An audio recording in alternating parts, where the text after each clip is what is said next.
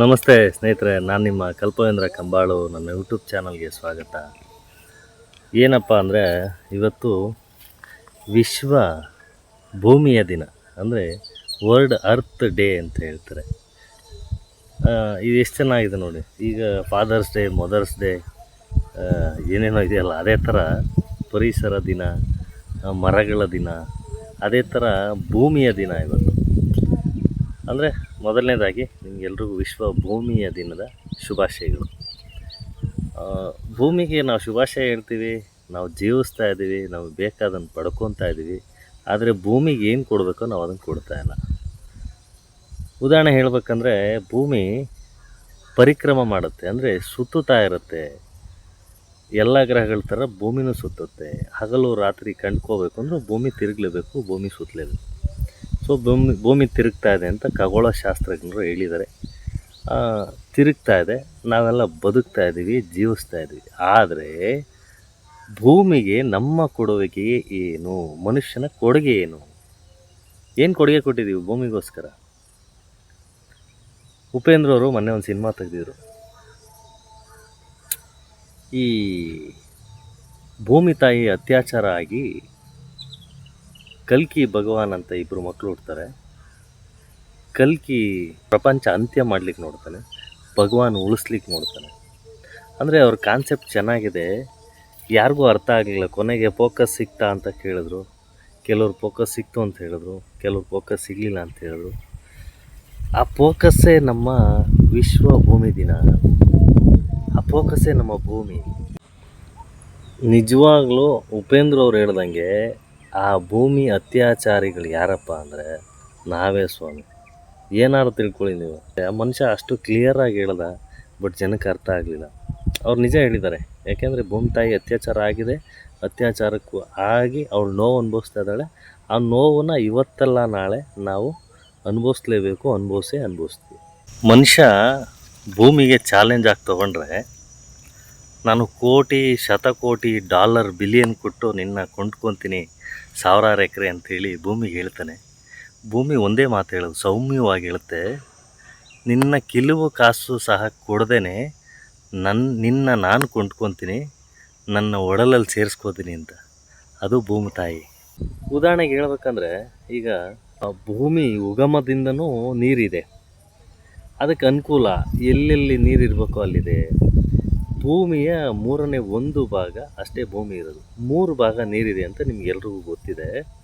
ಅದೇ ಥರ ಭೂಮಿಯ ಒಳಭಾಗದಲ್ಲಿ ಎಲ್ಲೆಲ್ಲಿ ನೀರಿರಬೇಕು, ಎಲ್ಲೆಲ್ಲಿ ಕೆರೆ ಕಟ್ಟೆ ಕುಂಟೆ, ಅದೇ ನಿರ್ಮಾಣ ಮಾಡ್ಕೊಂಡಿತ್ತು ಮನುಕುಲ ಹುಟ್ಟೋದಕ್ಕಿಂತ ಮುಂಚೆ. ಪಾಪಿ ಮನುಷ್ಯ ಹುಟ್ಟುಬಿಟ್ಟು ಎಲ್ಲ ಅಧ್ವಾನ ಮಾಡಾಕ್ಬಿಟ್ಟವನೆ. ಯಾವುದನ್ನು ಎಲ್ಲಿರ್ಬೇಕೋ ಅಲ್ಲಿ ಇರೋಕ್ಕೆ ಬಿಡ್ತಿಲ್ಲ, ಯಾವುದನ್ನು ಏನು ಮಾಡಬೇಕೋ ಅದು ಮಾಡೋಕ್ಕೆ ಬಿಡ್ತಿಲ್ಲ. ಭೂಮಿ ಕೆಲಸ ಭೂಮಿ ಮಾಡ್ತಾಯಿದೆ, ನಿರಂತರವಾಗಿ ಮಾಡ್ತಾಯಿದೆ. ಅದನ್ನು ಮಾಡೋಕ್ಕೆ ನಾವು ಬಿಡ್ತಾ ಇಲ್ಲ. ಅಂದರೆ ಒಂದು ಎಕ್ಸಾಂಪಲ್ ಕೊಡ್ತೀನಿ. ಈಗ ಗ್ಲೋಬ್ ನೋಡ್ತಾ ಇರ್ತೀವಿ, ತಿರ್ಗೋ ಥರ ಇಟ್ಟಿರ್ತಾರೆ.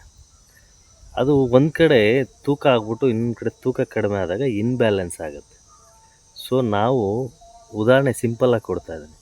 ನಾವು ಭೂಮಿನ ಇನ್ಬ್ಯಾಲೆನ್ಸ್ ಮಾಡ್ತಾಯಿದ್ದೀವಿ. ಹೆಂಗೆ ಅಂದರೆ, ನೀರು ಎಲ್ಲೋ ನದಿ ಹುಟ್ಟೋದು, ಹರಿಯೋದು, ಸೀದಾ ಹೋಗಿ ಸಮುದ್ರ ಸೇರ್ಕೊಳ್ಳೋದು. ಅದ್ರ ಬ್ಯಾಲೆನ್ಸ್ ಅದು ಮಾಡ್ತಾಯಿತ್ತು. ನೀರಿಗೇನು ಮಾಡಿದ್ವಿ?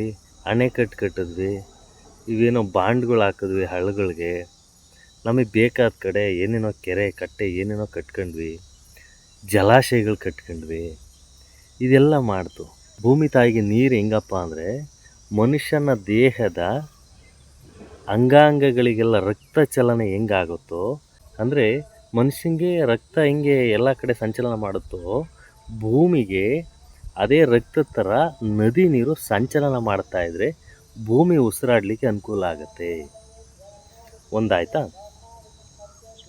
ಎರಡನೇದು, ನಾವೀಗ ಸಿಟಿ ಮಾಡಿದ್ದೀವಿ, ಒಂದು ಲೇಔಟ್ ಡೆವಲಪ್ಮೆಂಟ್ ಮಾಡ್ತೀವಿ, ಒಂದು ಒಳ್ಳೆ ಕಂಪ್ನಿ ಕಟ್ತೀವಿ, ವಿಲ್ಲಾಗಳು ಕಟ್ಟೋದು, ಮತ್ತು ದೊಡ್ಡ ದೊಡ್ಡ ರಸ್ತೆಗಳು ಮಾಡ್ತೀವಿ.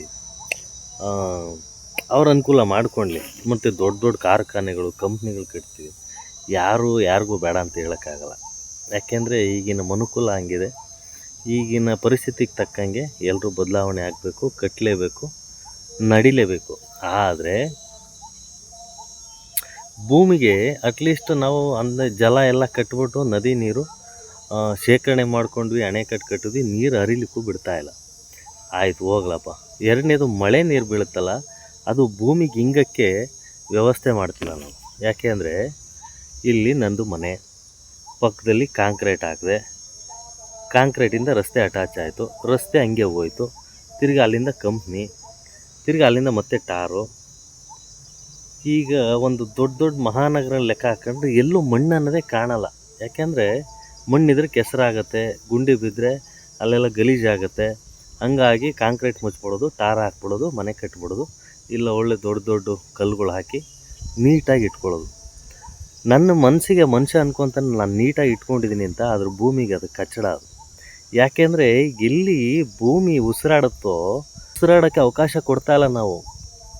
ಭೂಮಿಗೆ ನೀರು ಇಂಗೋಕ್ಕೆ ವ್ಯವಸ್ಥೆ ಮಾಡ್ತಿಲ್ಲ. ಈಗ ಕೃಷಿ ಇಲಾಖೆಯವರು ಇವೇನೋ ಬೇಜಾನ್ ಇಲಾಖೆಯವರು ಇಂಗು ಗುಂಡಿ ಮಾಡ್ಕೊಳ್ಳಿ ಅದು ಇದು ಅಂತಾರೆ. ಇಂಗು ಗುಂಡಿ ಮಾಡೋದು ಬೇಡ್ರಯ್ಯ, ಅದ್ರ ಪಾಡ್ಗೆ ಅದನ್ನು ಭೂಮಿ ಬಿಟ್ಟರೆ ಅದು ಎಲ್ಲಿ ಮಳೆ ಬೀಳುತ್ತೋ ಅಲ್ಲೇ ಇಂಗ್ಕೊಳ್ಳುತ್ತೆ ನೀರು. ಆ ಇಂಗಕ್ಕೆ ನಾವು ವ್ಯವಸ್ಥೆ ಮಾಡಿಕೊಡ್ತಿಲ್ಲ. ಸಿಕ್ಕಿದ್ನೆಲ್ಲ ಕಾಂಕ್ರೀಟ್ ಹಾಕಿ ಮುಚ್ಚಿ, ಟಾರ್ ಹಾಕಿ ಮುಚ್ಚಿ ಮನೆ ಕಟ್ಟಿಬಿಟ್ಟು ನೀರು ಭೂಮಿ ಒಳಗೆ ಹೋಗೋಕ್ಕೆ ಜಾಗ ಇಲ್ಲ. ಬೇಸಿಗೆ ಬಂತು ಅಂದರೆ ತಾಪಮಾನ ಜಾಸ್ತಿ ಆಯಿತು ಅಂತೀವಿ. ತಾಪಮಾನ ಜಾಸ್ತಿ ಆಗೋಕ್ಕೆ ಕಾರಣ ಯಾರು? ನಾವೇ. ಹಾಳು ಮಾಡಿದ್ದು ಯಾರು? ನಾವೇ. ಹೆಂಗೆ ಹಾಳು ಮಾಡೋದು? ಈ ಥರ ಹಾಳು ಮಾಡೋದು ಅಲ್ವಾ? ಆದರೂ ನಾವು ಹೇಳ್ಕೊತೀವಿ ವಿಶ್ವ ಭೂಮಿ ದಿನ ಅಂಥೇಳಿ. ಸೊ ಇದು ಹೇಳೋಕ್ಕಷ್ಟೇ ಚೆನ್ನಾಗಿರುತ್ತೆ ಒಂದು. ಎರಡನೇದೇನಪ್ಪ ಅಂದರೆ ಭೂಮಿ ನಿಮಗೆಲ್ಲ ಗೊತ್ತಿದೆ ಗುಂಡಾಗಿದೆ ಭೂಮಿ ಅಂಥೇಳಿ. ಆ ಗುಂಡಾಗಿರೋ ಭೂಮಿನ ತಿರುಗಕ್ಕೆ ನಾವು ಇನ್ಬ್ಯಾಲೆನ್ಸ್ ಮಾಡ್ತಾಯಿದ್ದೀವಿ. ನೀವು ಅಂದ್ಕೊಬೋದು ಹೆಂಗಪ್ಪ ಇನ್ಬ್ಯಾಲೆನ್ಸ್ ಮಾಡ್ತೀವಿ? ಏನು ಈಗ ಜನ ಹುಟ್ಟಿದ್ದಾರೆ, ಸಾಯ್ತಾರೆ, ಅದೇ ಥರ ಪ್ರಪಂಚ ನಡೀತಾ ಇದೆ, ಇವನೇನು ಹುಚ್ಚೊಂಥರ ಇನ್ಬ್ಯಾಲೆನ್ಸ್ ನಾವೇ ಮಾಡ್ತಾಯಿದ್ದೀವಿ ಅಂತ ಹೇಳ್ತಾನೆ ಅಂತ.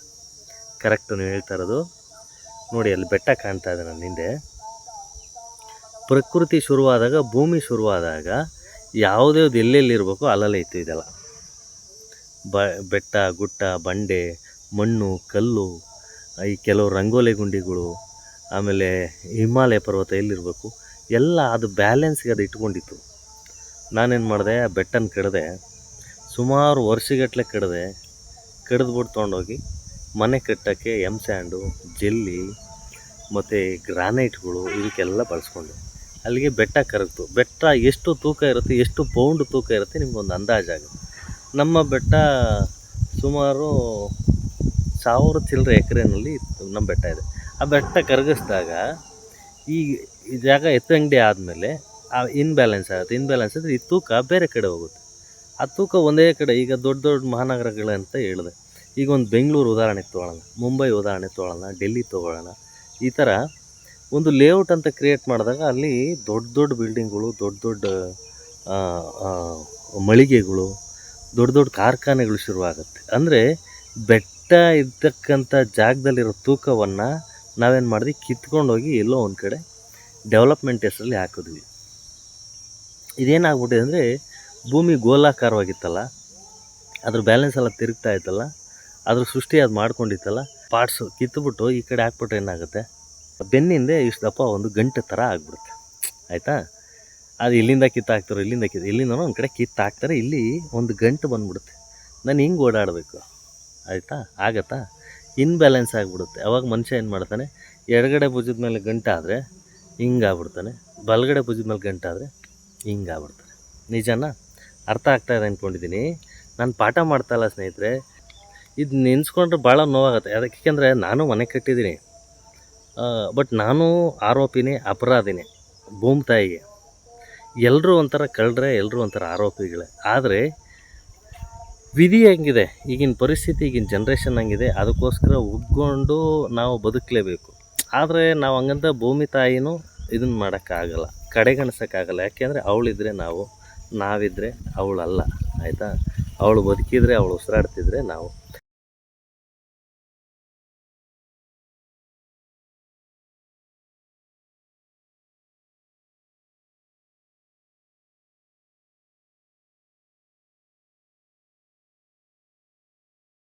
ಆದಷ್ಟು ಕಾಂಕ್ರೀಟ್ ಕಾಡು ಅದು ಇದು ಕಡಿಮೆ ಮಾಡಿ ಭೂಮಿಗೆ ಉಸಿರಾಡೋಕ್ಕೊಂದು ಅವಕಾಶ ಕೊಡೋಣ. ನೀರು ಅಂತರ್ಜಲ ಮಟ್ಟ ಜಾಸ್ತಿ ಆಗಬೇಕು ಅಂದರೆ ನಮ್ಮ ಕೈಲಾದಷ್ಟು ಏನು ಇಂಗು ಗುಂಡಿ ಅದು ಇದು ಹೇಳ್ತಾರಲ್ಲ, ಆ ಥರ ಮಾಡಿಸಿ ಮತ್ತು ಬದು ನಿರ್ಮಾಣಗಳು ಮಾಡಿಕೊಂಡು ಭೂಮಿ ಒಳಗಡೆ ನೀರು ಇಂಗ್ಸೋಕ್ಕೆ ಪ್ರಯತ್ನ ಪಡೋಣ. ಮತ್ತು ಕೊಳವೆ ಬಾವಿಗಳು ಆಗ್ತಾಯಿದ್ದೀವಿ. ವಿಧಿ ಇಲ್ಲ, ಈಗಿನ ರೈತರಾಗಲಿ ಈಗಿನ ಪರಿಸ್ಥಿತಿಗೆ ನೀರು ಬೇಕಾಗುತ್ತೆ. ಅದನ್ನು ಅಂತರ್ಜಲ ಮರುಪೂರಣ ಅಂತ ಹೇಳಿ ಮಾಡ್ತಾರೆ. ಸೊ ಆ ಥರ ಮಾಡ್ಕೊಂಡಾಗ ಅಂತರ್ಜಲ ಮತ್ತು ರೀಸೋರ್ಸು ಶುರು ಆಗುತ್ತೆ. ನಾವು ಒಂದು ಕಡೆ ಹೇಳ್ಕೊಂಡ್ರೆ ಇನ್ನೊಂದು ಕಡೆ ಎಲ್ಲೋ ಒಂದು ಕಡೆ ಭೂಮಿಗೆ ನೀರು ಸೇರಿಕೊಂಡಾಗ ಎಲ್ಲೋ ಒಂದು ಕಡೆ ಅಂತರ್ಜಲ ಮಟ್ಟ ಜಾಸ್ತಿ ಆಗುತ್ತೆ. ಭೂಮಿ ಉಸಿರಾಡಲಿಕ್ಕೆ ಅನುಕೂಲ ಆಗುತ್ತೆ. ಭೂಮಿ ಬಗ್ಗೆ ಮಾತಾಯಿತು.